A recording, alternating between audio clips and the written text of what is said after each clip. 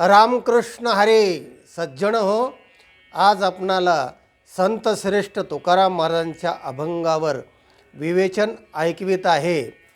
आणि कलियुगामध्ये संत कसे झाले आणि पांडुरंग कोणाला भेटतो याचं विवेचन या अभंगात तुकाराम महाराजांनी सांगितलेलं आहे. ऐका. ऐसे संत झाले कळे, तोंडे तमाखूची नळी, स्नान संध्या बुडविली, पुढे भांग ओढविली. ऐसे संत झाले कळे, भांग भुरका हे साधन, पचनी पडे मद्यपान. ऐसे संत झाले कळे, तो का म्हणे अवघे सोंग, तेथे कैचा पांडुरंग. संत झाले कळे, ऐसे संत झाले कळे. कलियुगामध्ये सोंगाडे जास्त झाले आणि संतांचं सोंग घेऊन तिथे पूजापाठ स्वतः करून घेणं, महाराज समजणं आणि वेगवेगळे असणारे चमत्कार दाखवून हे करून ते करून तेही नीटनेटके न येता असे संत त्यावेळेस तुकाराम महाराजांच्या काळामध्ये खूप झाले असं तुकाराम महाराजांचंच म्हणणं आहे. म्हणजे त्यावेळीसुद्धा यांचं हे बुजबुज संतांची खूप झालेलीच होती. त्याच्यावर महाराज प्रकाश टाकताना असं म्हणतात, ऐसे म्हणजे कैसे संत झाले कळी. संत झाले कळी म्हणजे कलियुगामध्ये. कसे झाले? तोंडे तमाखूची नळी, तमाखू भरली त्या नळीमध्ये, चिलमीमध्ये, बम भोले. आणि भगवान शंकरसुद्धा हे गांजा पितो आणि चिलीम ओढतो असं त्यांचं मत आहे आणि ते सांगत असतात. म्हणून आम्ही पण तेव्हा आता कुठे भगवान शंकर यांना भेटले होते आणि त्यांनी पाहिलं ते तंबाखू ओढताना, चिलीम ओढताना. भगवान जाणे, पण काहीतरी देवाधर्माचं नाव घ्यायचं. लोक देव धर्म हे सगळं मानतात आणि मग तशा प्रकारचं सोंग घ्यायचं आणि आपल्या नको त्या इच्छा पूर्ण करण्यासाठी हे असले सोंग करायचे आणि असल्या प्रकारचे ढोंग करून नको ते व्यसनं करून लोकांना आम्ही कोणीतरी संत आहोत असं भासवायचं. त्याच्यावर महाराज प्रकाश टाकताना दुसऱ्या चरणात म्हणतात, स्नान संध्या बुडविली. स्नान नाही, संध्या नाही, काही नाही, आंघोळ्यासुद्धा करायचे नाही का. आम्ही अमुक आखाड्यातले साधू आहेत, आम्ही स्नान हे भस्म लावलं की 4-8 दिवस स्मशानात राहतो आणि स्मशानातल्या मड्याचं मांस आम्ही खातो वगैरे. आता बघा तुम्ही हे सगळे चॅनल कसे आहेत ते, आणि ते सगळे भस्मन हे ते विभत्स सगळं.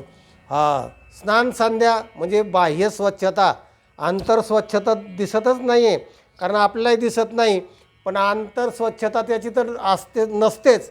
म्हणून ते भांग महाराजांनी घातलेलं आहे, चिलेंबिलीम ओढायची. आणि बाहेरचं सुद्धा स्वच्छता जे शरीराची स्वच्छता ती सुद्धा नाही. त्याच्यावर महाराज म्हणतात, स्नान संध्या बुडविली. आंघोळसुद्धा करायची नाही. आम्ही 12 वर्ष आंघोळ करत नाही, आम्ही बैरागी आहोत वगैरे. पुढे भांग ओढविली. भांग असा घोटून भांगाचा ते भांग प्यायची किंवा भांग ओढायची सुद्धा एक पद्धत त्यांची. ते भांग ओढविली असं महाराज म्हणतात. तिसरा चरण, भांग भोरका हे साधन. भोरका नावाचं एक ते त्यांचं व्यसनातलं एक रसायन आहे. मग त्याचा काय भोरका सुरका काय असं मारायचा आणि हे त्यांचं साधन. आणि त्या धुंदीमध्ये राहायचं. वारे धुंद ही भगवंताची धुंद आहे का भक्तीची धुंद आहे का व्यसनाची धुंद आहे.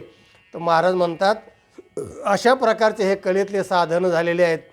आणि पुढे महाराज लिहितात, पचनी पडे मद्यपान. मद्यपानसुद्धा करायचं आणि ते पचवायचं. रोज मद्यपान, भांग, भोरका, सिलमी, गांजा, काय नाही ते असे जेवढे व्यसनी अगदी अनेक अभंग याच्यावर महाराजांनी लिहिलेले आहेत. आणि शेवटच्या चरणात महाराज म्हणतात, तो का म्हणे अवघे सोंग. हे सगळं ढोंग आणि सोंग त्यांचं असतं. तेथे कैचा पांडुरंग, ऐसे संत झाले कळे. असा तिथं कसला पांडुरंग आला आहे. हे सगळं लोकांना फसवण्याचे हे केलेलं. तिथे पांडुरंगाचा काही संबंध नाही, देवाचा संबंध नाही. फक्त धर्मामध्ये साधू संत मानतात आणि साधू संतांचं हे एक रूप पुढे आणलेलं आहे आणि ते आता फेमस झालेलं आहे.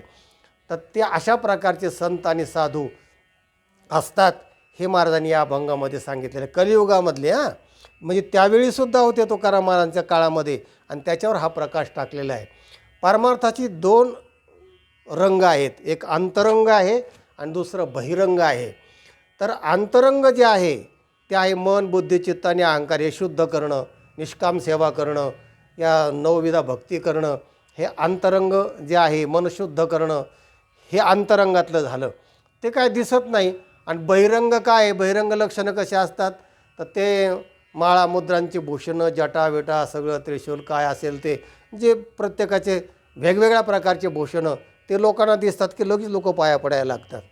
आणि हे बाह्य लक्षणं असतात. तेव्हा बाह्य लक्षण जे आहे हे परमार्थाला लागू पडेलच असं नाही, ते फसवंसुद्धा असू शकतं. इतकं फसवं की त्या रावणाने सुद्धा साधूचं सोंग घेऊन सीतेला पळवलं. साधूंचे सोंग घेऊन मोठ्या मोठ्या गोष्टी केलेल्या आहेत. त्याच्यामध्ये रामायण मोठे प्रसंग घडलेले आहेत.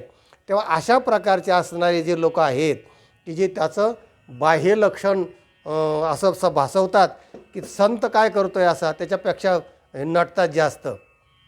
सोंगे छंदे काही देव जोडे ऐसे नाही. सोंग आणि छंद, छंद म्हणजे काय, हे व्यसनाचे छंद हो. भांग ओढणं काय, गांजा ओढणं हे छंद आहेत. तेव्हा ही लोकांची जी बाह्य पाहण्याची दृष्टी आहे ना ती बदलली पाहिजे आणि हा अंतरंगात माणूस गेला पाहिजे. बहिरंग असणं चांगलं आहे कारण बहिरंगच लोक पाहतात. एक प्रसंग आहे म्हणजे माझ्या अनुभवातला. एक कोयाळ म्हणून गाव आहे, कोयाळ पिंपळं आष्टी तालुक्यामध्ये. तिथे बरेच माझे अनुयायी, विचाराचे अनुयायी आहेत. आणि आम्ही मग तिथून पैठणला दिंडी काढली एकदा नाथषष्ठीला. 200-400 लोक असायचे. सुंबेवाडी, पिंपळा, कोयाळ, काही बऱ्याच वाड्या वस्त्या, 5-6 गावचे लोक मिळून ती दिंडी मी काढली. तर दिंडीमध्ये 400-450 लोक असायचे. जवळजवळ 12 वर्ष मी ती दिंडी चालवली. तेव्हा दिंडी जेव्हा आम्ही सुरुवातीला काढली की लोक जिथे मुक्काम असन पुढे गावाला आम्ही चाललो की ते दिंडी भजन म्हणत जायचं. तर गावात ते लोक यायचे, मग ते पाया पडायचे वगैरे पाहायचे इकडे तिकडे दिंडीतले. काही लोक मलाच येऊन विचारायचे दिंडीत महाराज कोण आहे, महाराज कोण आहे. आता मलाच विचारल्यावर मीच त्या दिंडीचा महाराज ना, पण मी साधा इतर टाळकऱ्यासारखाच मी. त्यामुळं मग त्यांना महाराज समजत नसायचा कोण येतो. मलाच विचारायचे काय महाराज कोण आहे दिंडीतला. मी म्हणायचो त्या विनयाच्या पाया पडा, महाराज पाठीमागून येतो आहे. असं करून करून मग मी ती सुधारणा केली. मग एक महाराज असा गाठला आम्ही की जो जटा आहेत, अमुक आहेत, हे आहेत, लाल भगवे कपडे आहेत. मग त्याला दिंडीत सामील करून घेतलं आणि मग तो दिसला की मग माझा प्रश्नच सुटला. लोक ते पाहिलं की लगेच जाऊन त्याच्या पाया पडायचे. त्यांना हरिपाठ ना काय नुसतं सोंग त्याचं माळा हे ते लाल कपडे जटा वाढवलेल्या होत्या. आमच्या भागातलाच तो ग्रस्त होता आणि फिरायचा. आणि त्याचं नाव फक्त सांगत नाही करण्यासाठी तो वारला. पण तो सांगायचा विषय असा की लोक बाह्य लक्षणाला बोलतात. संतांनी खूप सांगितलं काय बोललासे वरले या रंगे चोखा डोंगा परी भावनो हे डोंगा काय भुललासी वरली या रंगा. पण लोक वरच्याच रंगाला भुलतात आणि वरच्या रंगाला भुलूनच मग हे सोंग घेऊन फसवणारे लोकसुद्धा खूप आहेत. असे फसवणारे लोक असणारे खूप आहेत. म्हणून या अभंगामध्ये तुकाराम महाराजांनी त्यांचं पितळ उघडं पाडण्यासाठी हे सगळं विवेचन केलेलं आहे. याच्यामध्ये आणखीन अभंगात काय दिसून येतं की तोंडी तंबाखूची नळी, भांग ओढणारा असे शब्द आलेले आहेत. आणि पचनी पडे मद्यपानसुद्धा त्यावेळी ते साधू लोक आणि आजही तसे आहेत. तेव्हा असे हे व्यसनं त्यांच्या ठिकाणी असतात आणि जे व्यसन हवं ते व्यसन नसतं. तेव्हा एक व्हिडिओ आपला असा आहे की व्यसनानी बहुनी संती. व्यसनं खूप आहेत, माणूस व्यसनाशिवाय राहू शकत नाही. पण द्वय व्यसनमेव व्यसनम, 2 व्यसनं करावेत माणसांनी. आम्हालाही व्यसन आहे, मी आयुष्यभर व्यसन केलं. कोणते व्यसनं 2? वेद्या व्यसनम व्यसनम. विद्या मग ती ब्रह्मविद्या असू दे कुठली जीवन जगण्याची विद्या असू दे, कुठली तरी कलात्मक अशी विद्या असू दे, ते विद्या कमवणं हे एक व्यसन माणसाला असावं. व्यसन म्हणजे ते एक नाद असतो, छंद असतो, त्याला म्हणतात विद्या व्यसनम व्यसनम, अथवा हरिपाद सेवनम व्यसनम, किंवा मग हरिभक्तीचं व्यसन असावं. निष्काम भक्ती करावी, सेवा करावी, आपल्याला आनंद होतो आणि लोकांनाही त्याचा आनंद होतो आणि लोक सन्मार्गाला लागतात. तेव्हा तुका म्हणे करुणी दावी, त्याचे पाय माझे जीवी. व्यसन जरूर करा, पण हे 2 व्यसनातले कोणतं एक केलं तरी चालेल, दोन्ही व्यसनं केले तरी चालतील. आम्ही 2 व्यसनं केले.